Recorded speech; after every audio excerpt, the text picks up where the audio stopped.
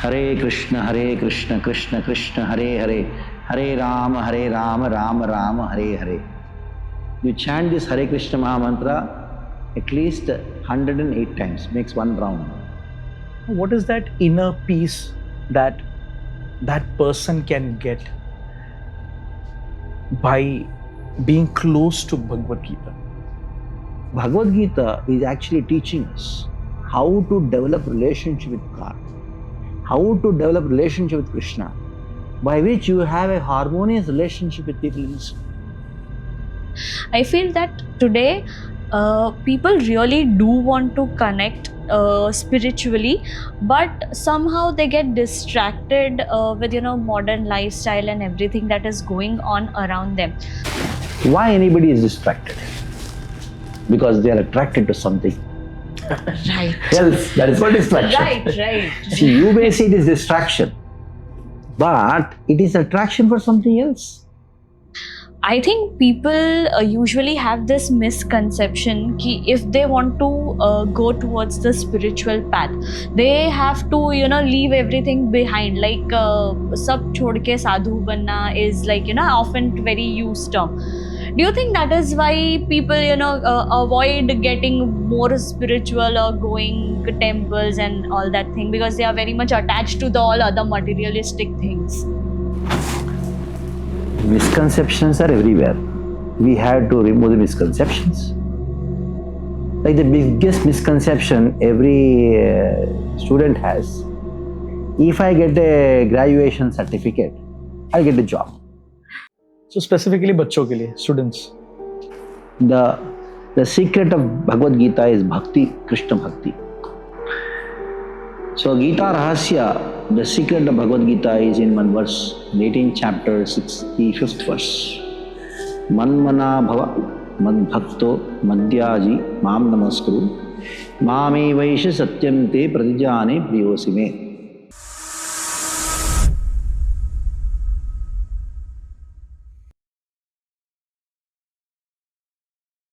Hello everyone, welcome to another episode of Friends in Town. Today's episode is extra special because we have been blessed to have a visionary with us.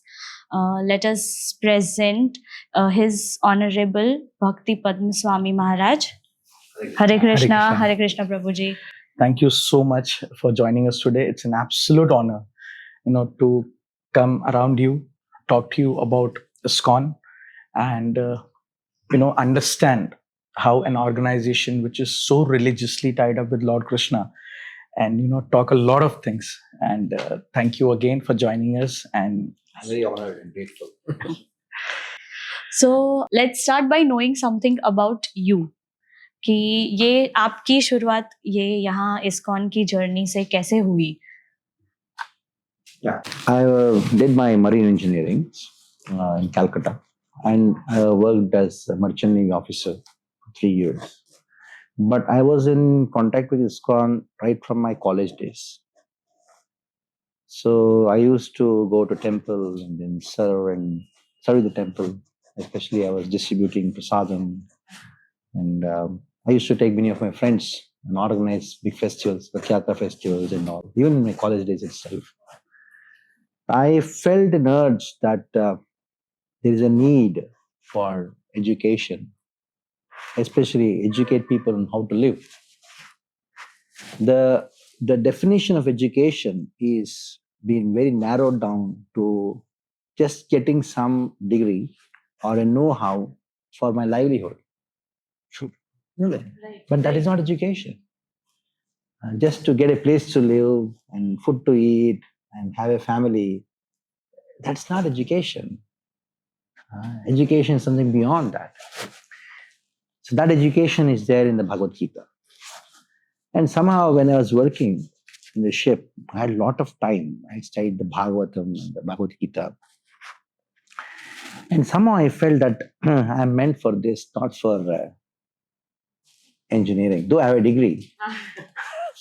There are many engineers, but how many are there in this world who are actually teaching the Bhagavad Gita, which is a textbook for our life, it is a manual for our life. yes, And I was having some extra pleasure in speaking on Bhagavad Gita with nobody in front of me. At least you have some podcast and it's all happening now. In the ship, who is there? Nobody. I was alone and just in front of the mirror, I look at myself. I used to give hours and hours of lectures on Bhagavad Gita to myself. So now I felt that I am good at it. Yes. Let me take up this profession. I legit have a goosebumps. I'm not lying. That's so inspiring. That's just beautiful. I mean, from what you've said, I felt that probably this is how somebody comes across self-discovery of what you actually wanted and what you were actually doing. And, talking about self-discovery and other prospects of this, I really wanted to know, when you travel from one place to another, more than preaching, you are making somebody understand Bhagavad Gita. What kind of emotions do you have when you connect to a new person in a new city? And how do you try to win their hearts so that they may get more aligned to Bhagavad Gita? You made a very interesting point that it is not just preaching. Actually, you are helping a person. Yes. Fine. So the word preaching, I should not really name it. It's a Christian term. True. To convert. True. But the Vedic literatures actually don't talk about conversion. True. It talks about how to understand your lost treasure. Right. The treasure, what you have, is actually bliss, Satchit Ananda. By nature, we are blissful. And somehow we have lost that bliss. It's a rich man, a billionaire, who lost all the wealth. And he has become crazy. And now when you give the address of his wealth, when you get the wealth back to him, how happy he feels. And that is my experience. Whenever I go to any new city or a new person, whenever I meet, when I connect them to Krishna, the teachings of Bhagavad Gita, they feel so happy, as if a person who lost his wealth has regained his wealth. And what is that wealth? That wealth is the bliss. In spite of all the achievements, in spite of all the different facilities, the money, whatever you have, fame, whatever you have, if there is no Ananda, what is the use of that life? So that Ananda is only when you connect yourself with Krishna, because he's Ananda Gana. Vishnu ko kehte na, Ananda Gan. What is the meaning of that? He is a Sangrananda or Bodhatmakam, is a condensed form of bliss. So you are near to him, then you are happy, you are blissful. If you are far, you are unhappy. It is a simple formula. You don't have to be a big philosopher for this. You are near to fire, you feel the heat. If you are far away from fire, you will not find the heat. So Krishna is actually the condensed form of bliss, and if you are near him, then you are blissful. If you are far away from him. And how do you connect? You connect to Krishna through the Bhagavad Gita, in the Bhagavatam, in his name. And that's how people feel happy. And when they feel happy, they are willing to do anything. Just see, a businessman, he will not spare a rupee, free of cost. But when you go to a new place, when we want to do some program, they just come in contact with us. We do kirtan, we do Bhagavad Gita classes. And many people would come and say, yes, what do you want? What do you want? Tell, we are willing to give. Yeah. Why they are giving? Because they are feeling the bliss. They are feeling the happiness. Otherwise, one who doesn't even spare a rupee, he's giving crores of rupees. Why? True. Take the example of Ford. Ambarish Das is actually Alfred Ford, Srila Prabhupada's disciple. Oh. Yes. He is the owner of the Ford company, American. Born American, got married to Indian. Now, why he should get up early in the morning and chant Hare Krishna? Why he has spent 500 crores to build the Mayapur temple, the biggest temple in the world? Why? He's getting something, that is why he's doing. He's not a mad person. Sure. So in the same way, when we connect to people, especially new people, they're so happy. What to speak of new people, even children? When you go to the school, when you speak even for 15 minutes, They are so happy, they don't want to go out of the class. They want to ask many questions. So it is the reflection of the bliss which they experience, and seeing that gives great motivation in spite of so many challenges in spreading Krishna consciousness. Swami, this is very interesting that you have already answered my next question, but I still wanted for the audience listening to us. The question is, what would you say to a person who has lost his health, his wealth, his recognitions in the society, his pride that he has been always carried with, and now he's somehow the other way. He feels that he's standing at zero. What is that inner peace that that person can get by being close to Bhagavad Gita? Very good question. Ultimately, what makes a person happy even in this world is relationships. Just imagine, you have a 10 crore bungalow, you have 3-4 cars, but there is an issue with your wife or husband, and you're talking about getting divorced. Do you think any of those facilities make you happy? Yes. So what makes you really happy is relationships. Sure. Now, the whole world is struggling with relationships. Reach. And they have become so temporary and so transient that relationships are not lasting. True, absolutely true.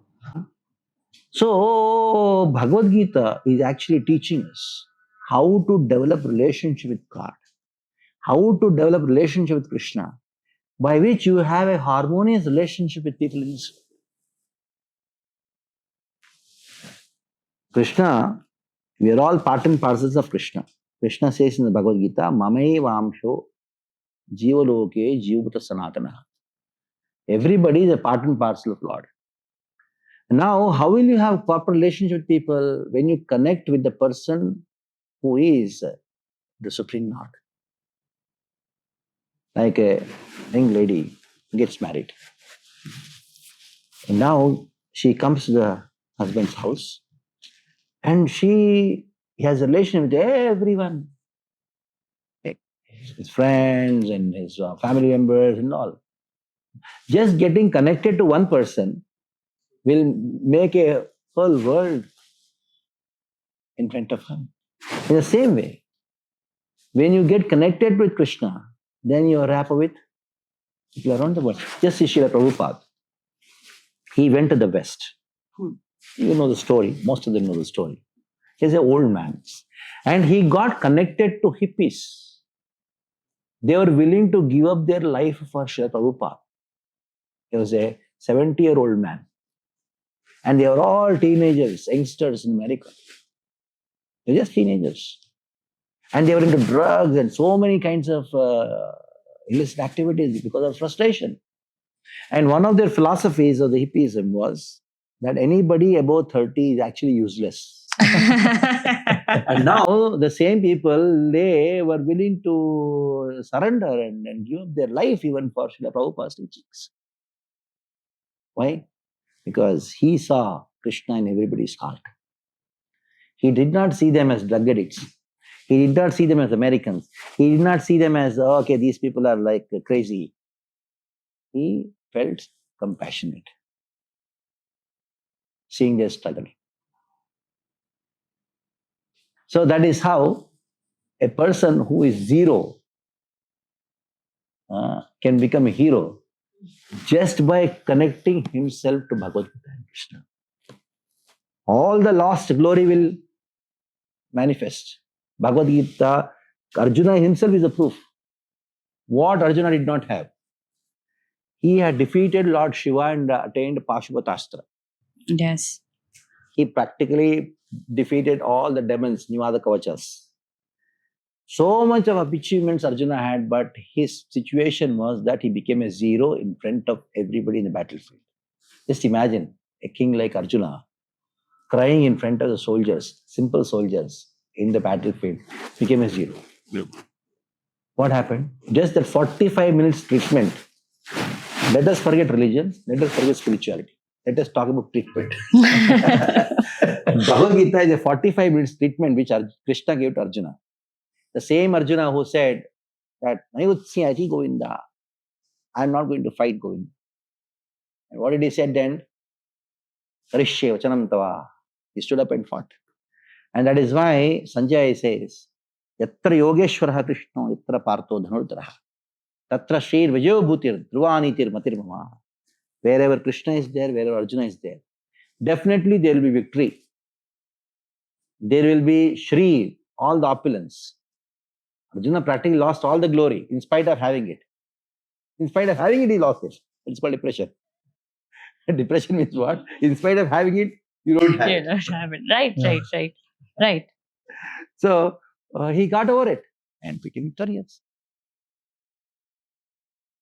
Before we move on to the next question, I really wanted to put up this point. I feel that the way you're orating this, it's so amazing to just sit and listen. I know. More than a podcast. I am not even able to remember what I'm supposed to ask because I am in that, I'm like, the way you're talking and the way emotions are, it's not just conversation which is happening. It's more like you're trying to just feed what you have done for so many years into people who are listening. And this is something very, very amazing to, you've given me a practical reason why I should come and attend this 3-day crash course. It's not a crash course apparently. It's just the name crash. If you crash in here, you will listen to something very, very amazing. Some amazing orator. It feels like you're in a different enchanted world altogether. Yes, I like you were sitting there, and then when you sat here, it's the world is upside down now. I saw a very silent Swamiji sitting there, and I was just observing you from then. And from the moment you have been here, and more than being in front of the camera, the moment we took this word, Lord Krishna and Bhagavad Gita, that is where the actual, that person came out. So I'm very, it's not impressed, but I'm in a state of wow. I'm so happy to, talk to you like this. Yeah. So, I literally forgot my question. I'm sorry. Okay, now, so as you said about the Prabhu going to the West, what do you think is actually the reason of, ISKCON being so beautifully accepted all around the wide world? I'll put it in a very different way. Though you have a nice, wonderful feast, the laddus, gulab jamuns, and if you're Gujarati, the yundia, and whatever, if you're South Indian, there's a chappan book, that thing is there. Though it is very tasty, it is very wonderful. But the taste is not in the food. Taste is the person who is serving you. It may be a simple khichdi, but if it is served in a loving way, in a way it is palatable and for the people, that is relishable. In the same way, Lord Krishna and all our previous acharyas, they have made a big feast in the form of scriptures, knowledge. There is everything in the scriptures, the Bhagavad Gita, the Bhagavatam, you Upanishads, you name it. But the problem was, it was not served the way it was supposed to be. Srila Prabhupada, the founder Acharya for this International Society of Krishna Consciousness, we have his photo here on top there. He knew the technique of serving. And he had the mood to serve the feast of knowledge. So when he served the way the modern educated human, a man or a woman, can understand. Like you just told experience. I'm not speaking something new. Sure. Many people are speaking. But the way Prabhupada taught me to serve, that is what made you experience. That's all. It is not something new. It's not something which I've invented. No, it is the way you serve. Even in the speech also, it is not what you speak that is important. It is the way you speak. It is not the food which is important. The way you serve, that is important. In the same way, the knowledge, it is wonderful, but it can be understood and swallowed by people and digested when it is served and explained properly. So that's what makes Srila Prabhupada a unique personality. Like these days, you have many, many speakers of Bhagavatam, big sannyasis, saints, and very extraordinary. But people go out of reverence. Sit, Swami, Ashirwad. But they don't really accept it and they internalize it and then take it as a mission to spread it. Right. No. So Prabhuji, as you were saying, ki it is about how we serve it, yeah, or how we give the knowledge and spread it to people. I feel that today people really do want to connect spiritually, but somehow they get distracted with modern lifestyle and everything that is going on around them. So how do you think you can help, or ISKCON can help bring them closer to the peace that they actually really want? Why anybody is distracted? Because they are attracted to something Right. else. That is called distraction. Right. See, you may see it as distraction, but it is attraction for something else. Like a mother would tell the son, Dad, why are you getting distracted from studies? But the son says, I'm not attracted to studies, I'm attracted to something else. That's all. Yeah, that's true. So you have to make things attractive so that they'll not be distracted. That is the whole point. That's very beautiful and very true. That is so true. Right. If you make Bhagavad Gita attractive, why will anybody be distracted to something? Like, for example, you have our kirtans, iskon kirtans. It is very attractive. And when somebody comes and then he is engrossed in that because it is very attractive thing. And Krishna is all attractive. It is our job to present that attractive features. He is already attractive. It is already wonderful. The feast is already wonderful. So it is our work as a teacher to make it attractive. When I go to schools and talk about memory and concentration, I make a point, not to the students, actually to the teachers who are sitting there. I say the subject is not the thing which is interesting. It is the teacher who makes the subject interesting. Right. So somebody may say, I'm interested in mathematics. You should understand the mathematics teacher is good. That is why he is interested in mathematics. Not because who is interested in mathematics or physics or chemistry, actually the subject is dull. So it is the person behind it who makes it interesting, isn't it? In the same way, we have to make it interesting so that attractive, so that there is no distraction. There is no distraction. It's all good. You know what? A lot of students are going to share this reel to their teachers. But you're not just. It is your job to be decision. Don't blame us. I so hope they don't share this to their principals. I'll tell my own experience. When I was in school, I think it was 7th standard, 8th standard. The most boring subject was history. The most boring subject. So it so happened our history teacher, she left the school and for some other reason, and a new teacher came.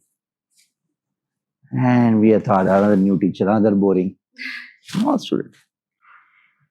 But this person, he was asking everybody's name, just talking.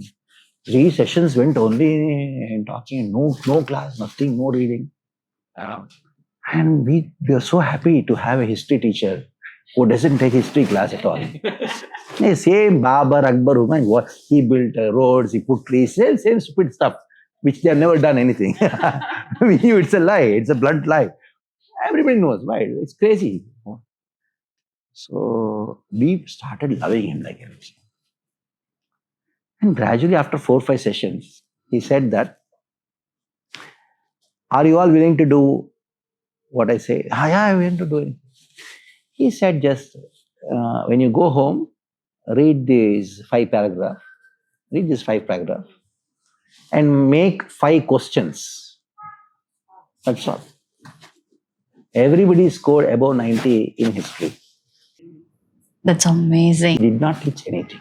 You are answering your own questions. Yeah, you're reading, huh? And to make a question, it takes. Then you are answering it on your own. I'm answering That's on the my own. trick. Yes. Isn't it? Yes. And now, after some time, then he gave a skit to group of 3-3. Whichever section you like, make a skit out of the history. Just imagine they had to write the dialogue and all. Again, everything. So they had to know the depth of everything, and that's how they started. That's brilliant, actually.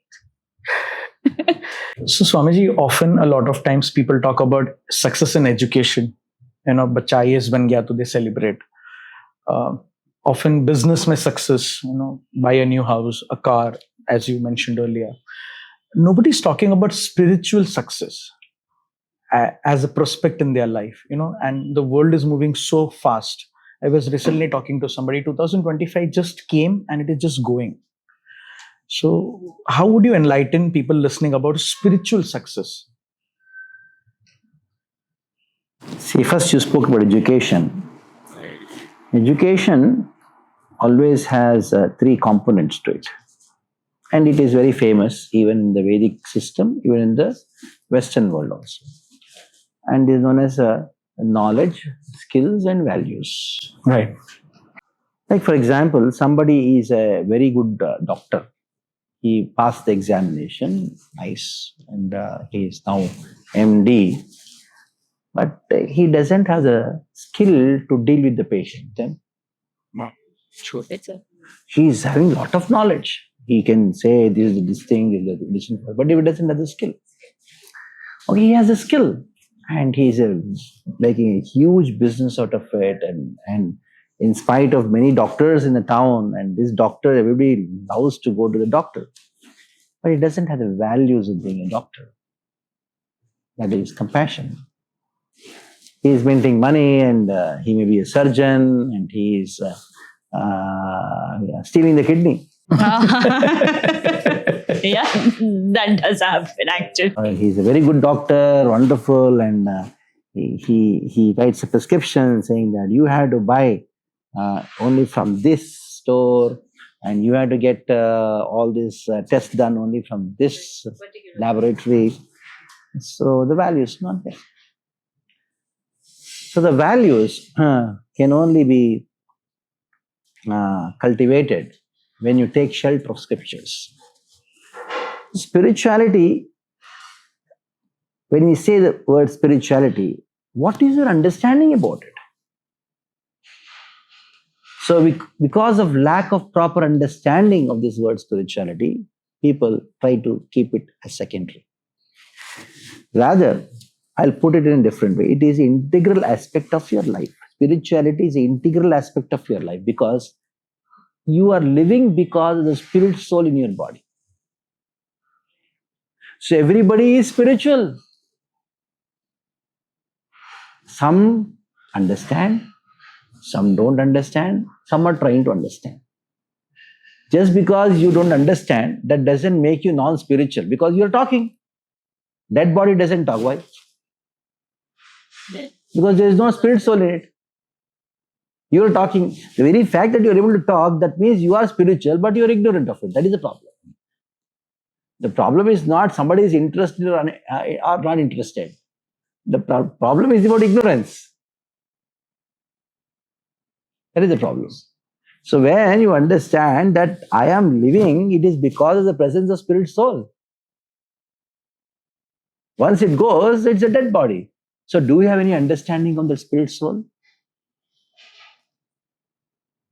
And that understanding of the spirit soul, which is making you laugh, which is making you do this podcast, which is making you cry, have different emotions, which is making you even mint the money by doing business, where is the knowledge about it? You take it for granted. So your father has helped you a lot and to make you a big businessman. But you forget, everything, you forget about him. That is cruelty towards yourself. In the same way, forgetting the knowledge about the soul which is making you speak, which is making you work, which is making you get all the degrees or whatever the thing is, that is a cruelty towards yourself. Right. Right. The spirituality is not a separate subject matter. It is a subject matter of every living being. And that is what makes you live. What makes you live is the soul. And what is soul? The soul is spiritual in nature. It is not made up of any chemicals. That is a subject matter for today evening, 6 o'clock. The science of soul. So, according to you, I mean, if we sum this up, even knowing this is a spiritual success. That is what it is. You know, and then, this realization that is what it is is. a spiritual success. First is knowledge. After you get knowledge, you practice. And that leads to contemplation and then realization. A simple 4 steps. That you hear something, got some knowledge. And then you contemplate on it and do some practices. So then that leads to realization. As simple as that. So, Prabhuji, as you were explaining and you said there are certain steps towards spirituality and everything, I think people usually have this misconception ki if they want to go towards the spiritual path, they have to, leave everything behind. Like, sab chhod ke sadhu banna is like, often very used term. Do you think that is why people, avoid getting more spiritual or going to temples and all that thing, because they are very much attached to the all other materialistic things? Misconceptions are everywhere. We have to remove the misconceptions. Like the biggest misconception every student has, if I get a graduation certificate, I'll get a job. Isn't it? The biggest misconception. Like when a young boy and a girl get married, they've got a big misconception that we're going to now have a blissful and a wonderful life. It's only for a few days after that. So misconceptions are everywhere. Isn't it? It's not... So even regarding the spirituality, misconceptions are there. So as long as you have misconceptions, you will be suffering. It applies everywhere. Same way now, to get misconception out of the people, I'll answer in a very simple way. One lady asked me once that, Swamiji, please tell how to practice spiritual life. For you, it's all very nice. For you, you don't have any responsibilities. You're given up everything. You're so happy. And for us, so many problems are there. Children, finance. Then I asked her a question. How many children you have? She told 2.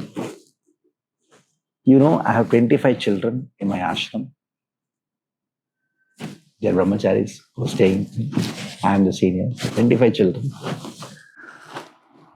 And she was taken aback. It's not easy to manage them. For you, 2 itself is a big problem.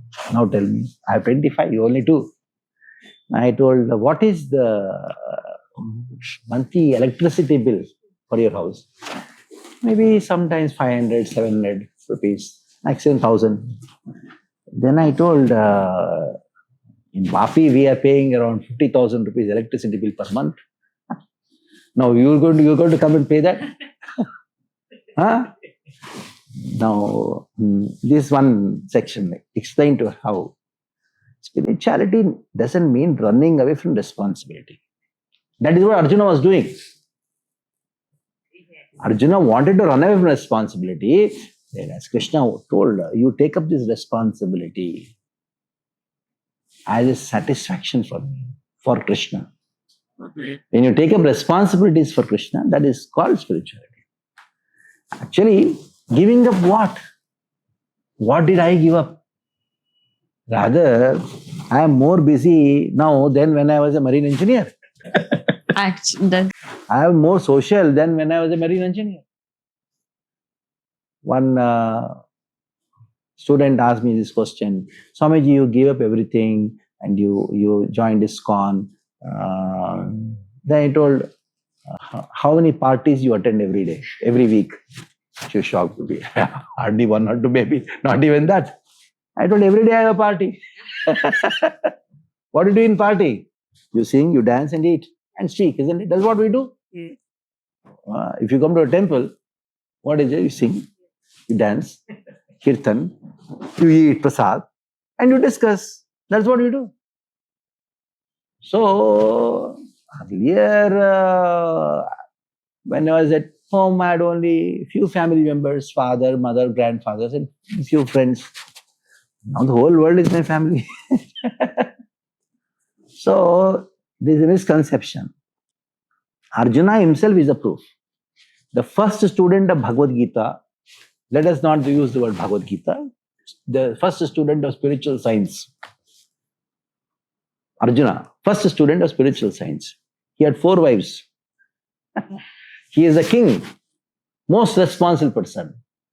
So these 3 misconceptions. Spirituality is not practical. Number 2, spirituality is only after retirement. Number 3, spirituality is meant only for the sadhus. All the 3 misconceptions can be destroyed, can be removed just by taking the example of Arjuna. First, he's a married person. So, it is not that Bhagavad Gita is only meant for those sannyasis. Number 2, he was the most responsible person. That is, he is a king. So, rather, Bhagavad Gita helps you in executing your responsibilities. Number 3, misconception. It is not practical. Rather, Bhagavad Gita is the only thing which is practical. For example, in our chemistry we studied, hydrogen and oxygen combine together and make what? H2O.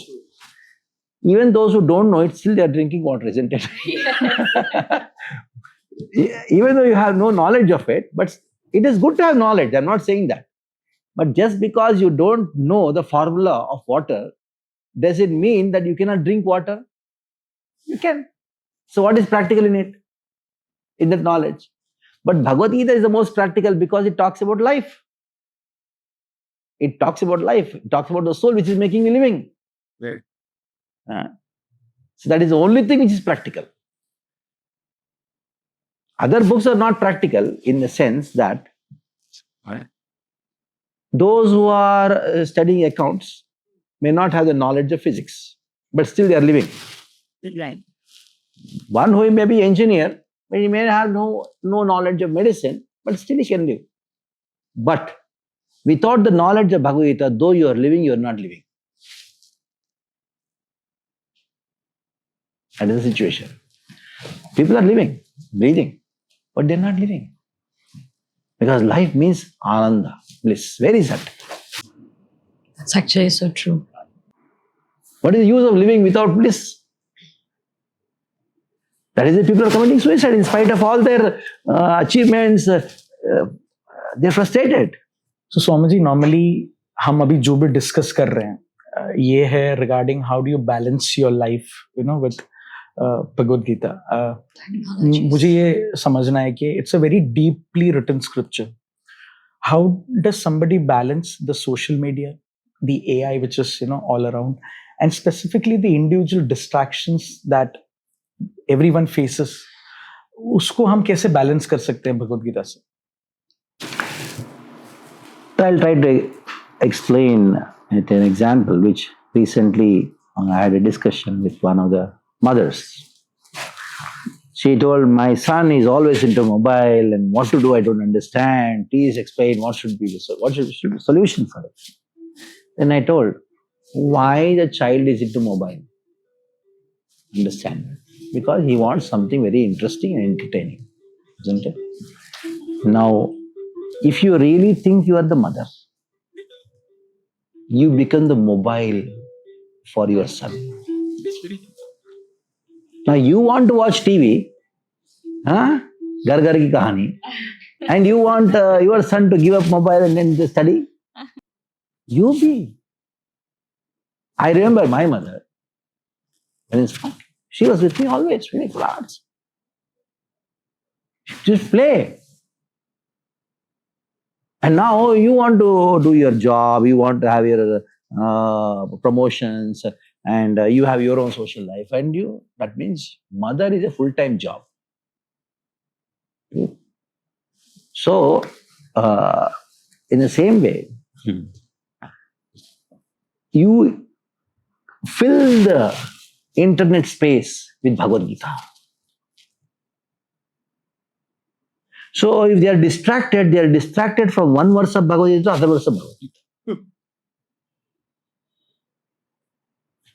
You fill the entertainment space with the stories of the Puranas and the Bhagavata and the Mahabharata. That's what need to be done. So it is a competition with Maya. So we had to be alert. Yeah. Swamiji, this is very interesting. मैंने ये same सवाल, not same but apparently a related सवाल मैंने recently हमने जिनका podcast किया था, Mr. Hemang Nayak. He's somebody with an experience of 32 years of HR and all. उन्होंने भी मुझे एक similar सा prospect सा एक intention बताया था. It was very interesting. He said that from childhood you have been taught how to copy. The teacher writes capital A and then you're supposed to write a capital A down. That same way in a parenthood, the father and the mother both, if you are seen with your phone, the kid will have the urge to approach the phone क्योंकि उनको लगता है this is something very important. You give a very different view to that same perspective. I'm really glad, these conversations, probably this is the self-realization. I'm a newly, I've become a parent very new, this 9 months of my kids. Very, very interesting prospects. When we, me and Ami, whenever we are talking to people, some very interesting thought process which is coming along. And I'm glad that a spiritual person also gave the same point of view what somebody who is into worldly life gave. And I'm sure उन्होंने भी ये बात कहीं सुनी ही होगी. Yeah, of course. Very, very interesting of looking the world in a matured way. But at some point, I think it is good to have, access to all these technologies also, because see, it is somehow dependent on us, what we want to watch, what we want to listen. Very And true. as Prabhuji said, that fill that space entirely with, let's say entirely, but majorly with these contents. And they'll eventually because apni to sunte nahi hai, wo log sunte to mobile ki hai. So that, if you fill that thing with those scriptures or in cartoon way or anyway, they'll learn, which is, I think, a good thing.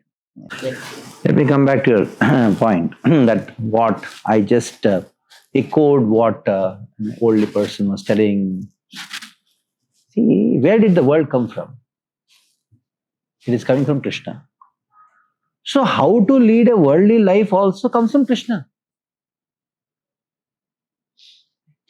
It is not that this is worldly life, this is spiritual. Where did the world come from? Okay. Now just a small example. The knowledge of medicine. Where did it come from? Astronomy, where did it come from? It is absolutely wrong to say everything came from research. No. It is a revelation in the scriptures. If you go to a very learned astrologer, he can tell you after 3,225 years which day will be the solar eclipse or lunar eclipse. That science is there, it is there, evident. That's called Panchang. Now tell me, did anybody invent it? Yes. It is given by God. It is just a material calculation. It is nothing to do with spirituality. Right. So, you heard about Ayurveda. Now, who invented it? Nobody invented it. It is Veda. It is there in scripture. Different people have taken present in a different way. So the knowledge originally is given by God only through the Veda. Knowledge doesn't mean only spiritual knowledge. It means both material knowledge and spiritual knowledge. So even the material life also should be led based on spiritual knowledge. Because this body, world, has been given by God. So you have to live in this world according to the instructions of God. Simple. Adding on to what you have said, one more thing, which is, if Lord Krishna gave you one message today for the youth of India, what would it be according to you? Read my Bhagavad Gita and listen discourses on this and do whatever you want. First have knowledge. That is what Krishna told Arjuna. Whatever I had to speak, I spoke. Yatha ichchasi tatha kuru. Do whatever you want. He did not enforce. If you don't do this, you'll go to hell. If you don't do that, you'll do that. Nothing. I gave my knowledge. It's up to you. Whether to take it or not. It's up to you. But at least have this knowledge. Yeah. But I guess, as you said that, the way to living this worldly life comes from Bhagavad Gita. That is the reason, I guess, many huge universities have now started teaching Gita in their curriculum and all, because it has to be there. It has to be there. It has to be there. Yeah. Yeah, when you say it, it means something. When I say it, say, to bolta rehta hai. And that's what we want. That's why we want more podcasts. When you say it means. It is there. See, we have told you earlier, when you are just answering our questions or having these conversations, we are literally forgetting what we have to talk next, because it is so enlightening that we are getting so much to know, and we are like, okay, yes, please keep on telling us what to do more. One misconception that people have about Swamis, that you would want to talk about. It can be about approachability. Often a lot of people don't approach thinking that ये मुझे कुछ ज्ञान देंगे जो मेरे day to day life को change कर देगा. Has anything of that sort happened? Anything? That's there. Because they are suffering and they are attached to suffering. So that is why foolish people have this fear. But intelligent person should not have fear. Right. Try out, na? Read and see. Nobody is forcing you. Read and see. If you feel good, accept it. Don't feel good, don't act. Once I delivered a lecture in one of the colleges. Then after the class, everything went over. One boy came, I just gave a copy of Bhagavad Gita to him and said that, why don't you read this? Then he gave the copy back to me and then told that I don't trust anything blindly. I don't accept anything blindly. And I told him, very good, wonderful. Did you ever read the Bhagavad Gita? And he told no. Then as much as accepting anything blindly is a crime, rejecting anything blindly is also a crime. So you have not read the Bhagavad Gita and you are rejecting it. What is wrong? Try out, na? See, na? Attend one seminar, attend, na? What is the problem? I accept, don't accept, don't accept. What is the problem? At least know what it is. So, fear is the dangerous enemy of the man. Enemy is not as dangerous as fear. So that is why fearful people, they are always suffering and make others to suffer also. The first step of giving up fear is to approach and study Bhagavad Gita. That means you don't have confidence on yourself. That is called fear. That's true. Just try out. What is there? I'm not interested in these things. Do you know what these things are? Right. So you have misconception and you have created a fear about the misconception.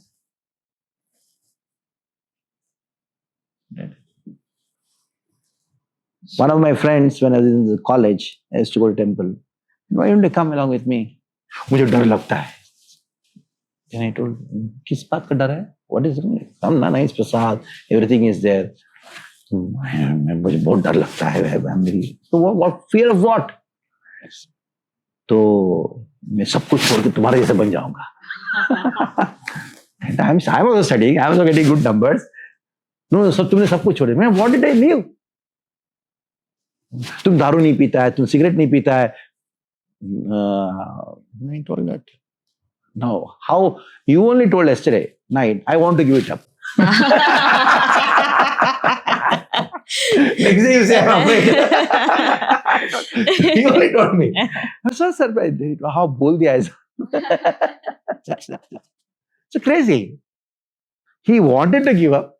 And the next day, I did not say give up that thing. Next day, he is so afraid of giving up. So why he wanted to give up? Because he was suffering. The next day, he said, I am afraid of giving it. Means what? He was afraid of giving up suffering. That means a fool. True. Wow. So true. Wow. So these, actually, it's not a misconception about you. Yeah. It's the misconception about their own self. It's not the Swamis who are the misconception. Yeah. It's your own self. Self. Talking about your own self, a lot of people talk about peace. कि आप मंदिर क्यों जाते हो? I get a lot of peace. Yeah. I've always heard people saying that, मतलब मैं जब अकेला बैठा होता हूँ ना, मुझे बहुत शांति फील होती है. तो मैं हमेशा से जानना चाहता था कि पीस सिर्फ एक आइसोलेशन में ही फील होता है या in the middle of chaos भी आपको पीस मिल सकता है? If Bhagavad Gita was meant for peace, why did Krishna engage Arjuna in a war? No. So, those who want peace, they will never get it in this world. Then don't talk of peace. Talk of bliss. Now tell me, you're a father, you just told your name. How can you get peace, tell me? Can you ever get peace with a baby? But you can get the bliss. How? When you work hard, thinking how I can make my baby happy. So working hard, is it peace? And in spite of all the hard work you do, you come back home, that baby is giving you more trouble, not let you sleep whole night. So don't search for peace. Search for that bliss. Just serving this 9-month-old baby whom you are not knowing 10 months back. Maybe a couple of years back, you are not knowing. Just by doing some service or some kind of affection, and it gives you so much of happiness. Just imagine when you do something for God, who has done so much for us, how much bliss you get. So don't search for peace. You will not get it. Search for that bliss. I'll give a small example. Mother, sometimes she becomes fed up and says, I'm fed up with my son. His dad is useless. That. Then, okay, you ask the mother, your son is giving so much of trouble to you. Yes, I'm fed up with him. I told him, get lost. Okay. I'll take your son to the ashram. No. In spite of all her trouble, and she doesn't want to give up her son. Why? Because she's getting some happiness. Isn't it? So that is what Bhagavad Gita teaches us. The more you take anxiety for Krishna, the more blissful you will be. That is the sum and substance of Bhagavad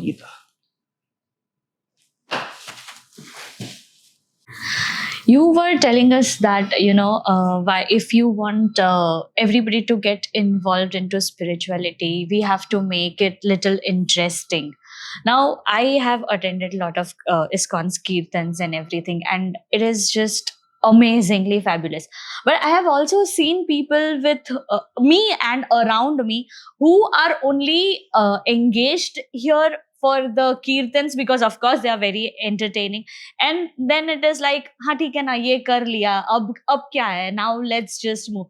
Is it hurt, not let's say hurting, but is it like you feel that, okay, no, people should get to know that ISKCON is so much more rather than just this kirtans and fun bhajans and all? Yeah, everybody has their appetite and pace by which they take up gradually. And everybody has their liking.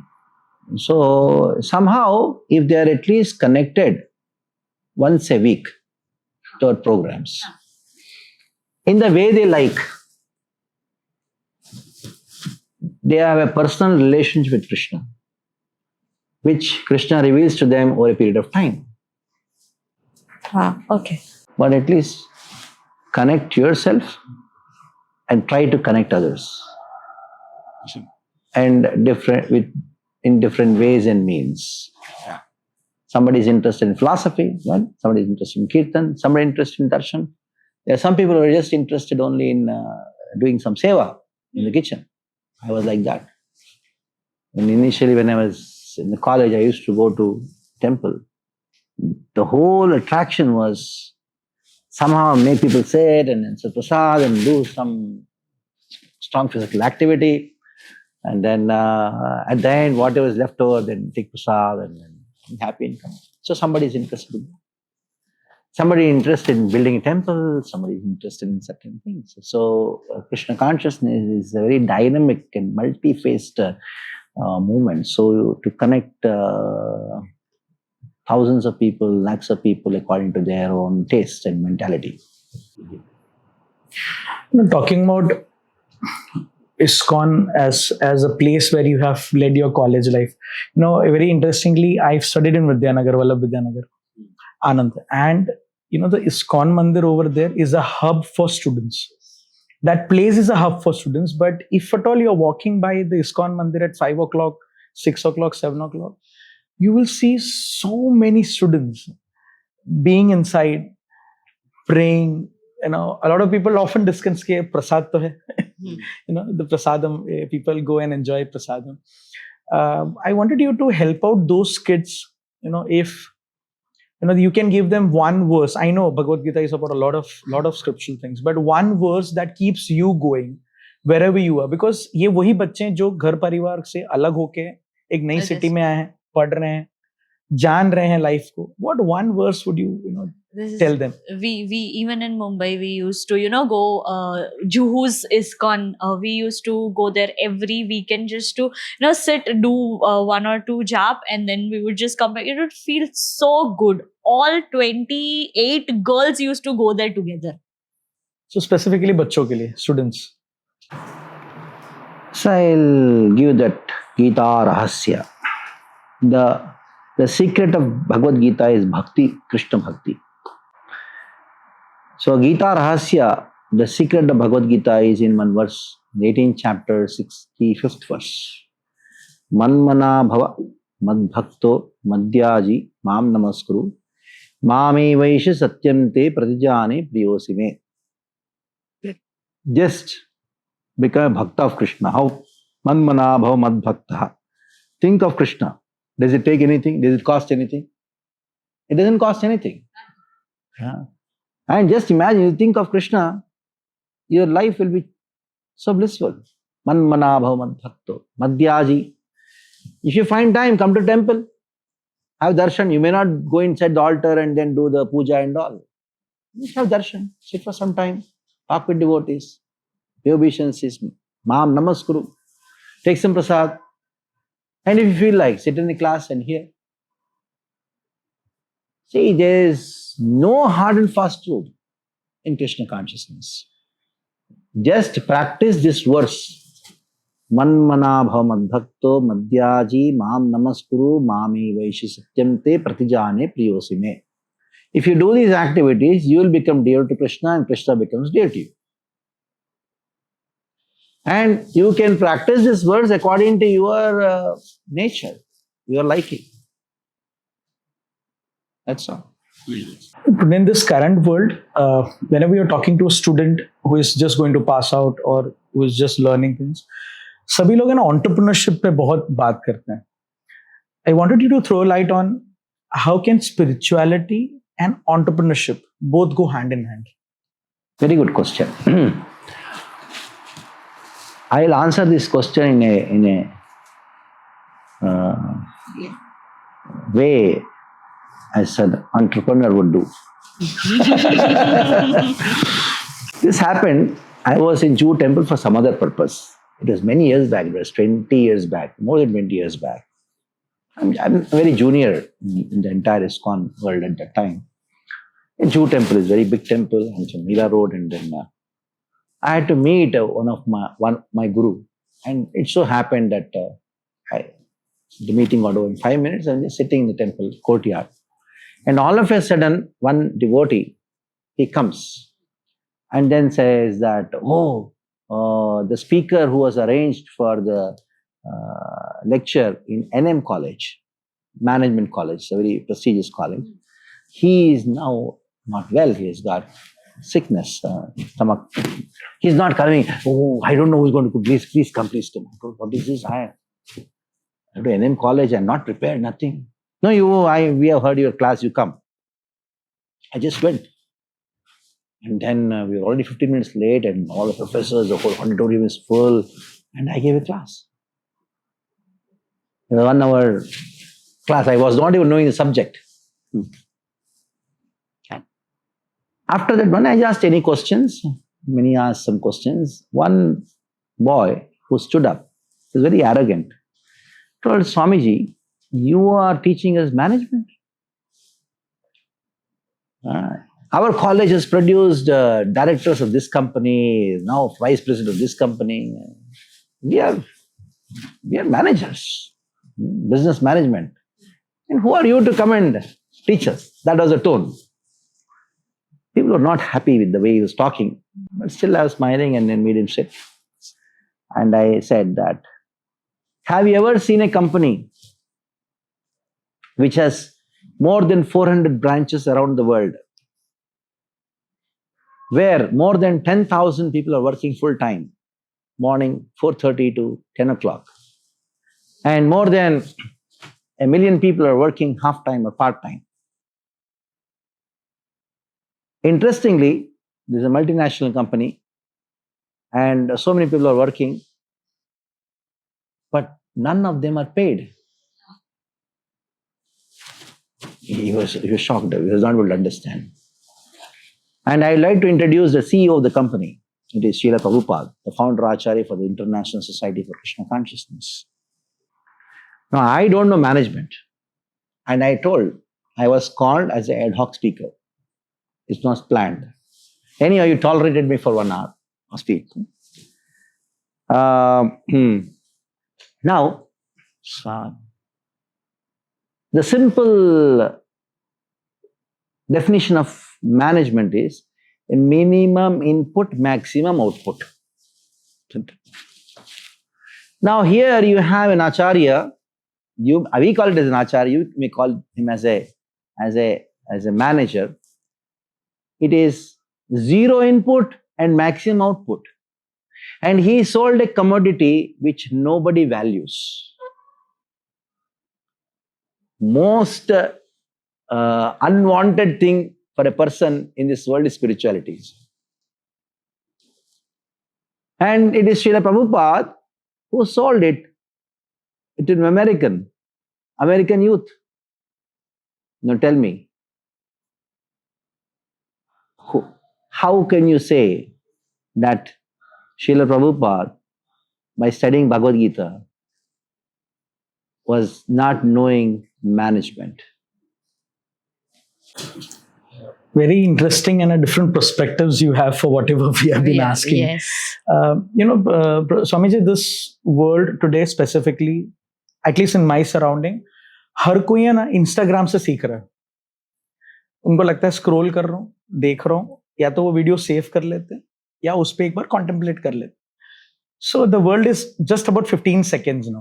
30 second का reel 15 second देखा and they decide उनको आगे देखना है कि नहीं देखना.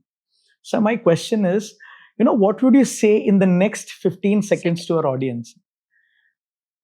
Either about Bhagavad Gita or iskon as an organization that he stops, he listens to this and then he goes ahead. Forward this message, this podcast. That's beautiful, actually. And make many podcasts like this, and from that make many reels out of it, make it more creative and then spread. It is the responsibility of those who are in the social media, practically everybody is social, to fill the internet space with Sanatan Dharma,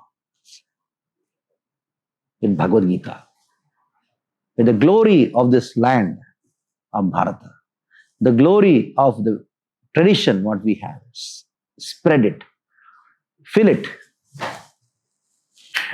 This is probably my last question, and one habit that people listening to this should start doing from tomorrow morning. What should that be? Hare Krishna, Krishna Krishna, Hare Hare, Hare Rama, Rama Rama, Hare Hare.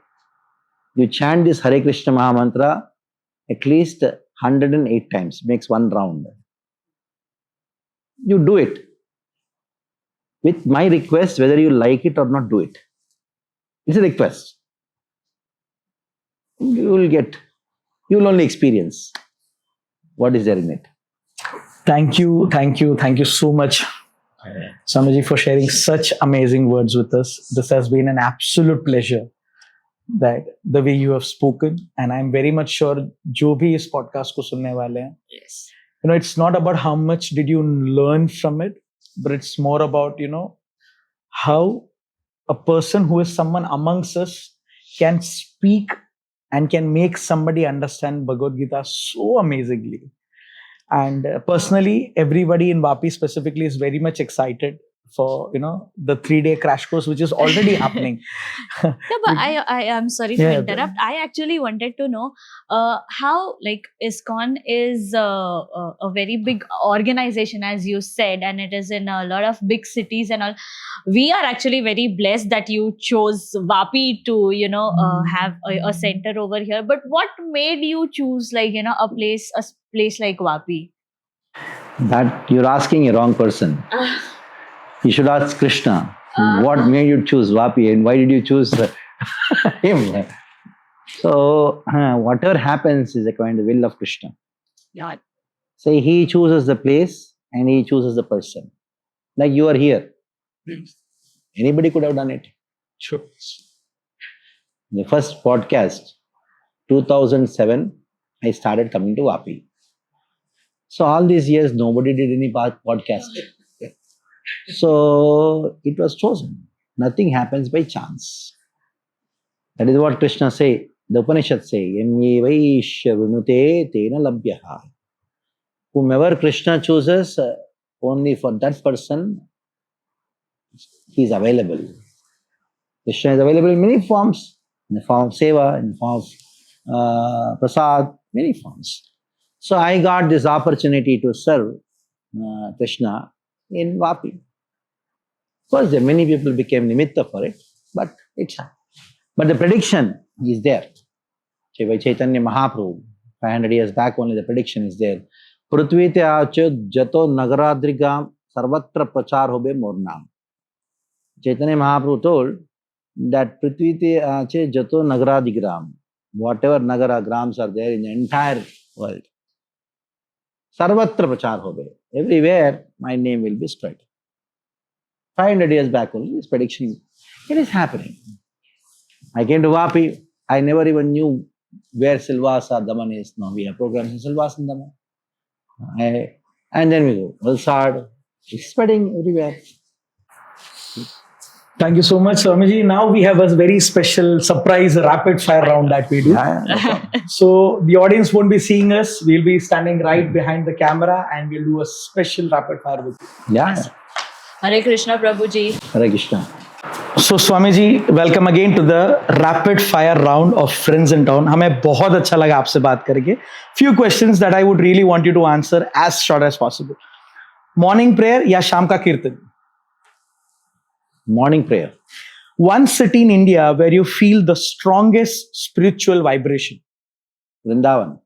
Favorite verse from the Bhagavad Gita in one line. Man mana bhavant bhakto. What brings more peace, chanting or silence? Chanting in silence. If you could meet one historical saint today, who would it be? Srila Prabhupada. Books or people, what teaches you more? Teaching books to people. Tea, coffee or just prasadam? Herbal tea. Do you prefer giving long lectures or short conversations? Long lectures. Which quality do you admire most in Arjuna? Courage, humility or curiosity? Humility. If you weren't a Swami, what would you be doing today? I will be a teacher. The most surprising question anyone has asked you during your travels? Where are you traveling? One word to describe your feeling when you step into a new city. Lot of opportunity. One message you'd like every person in Vapi to remember from you today. We have a temple being constructed in Koperli Road, and our Balwant Bhai is our chairman. Thank you so much, Swamiji, for doing this for us. So this is Friends in Town from Vapi signing off. Thank you.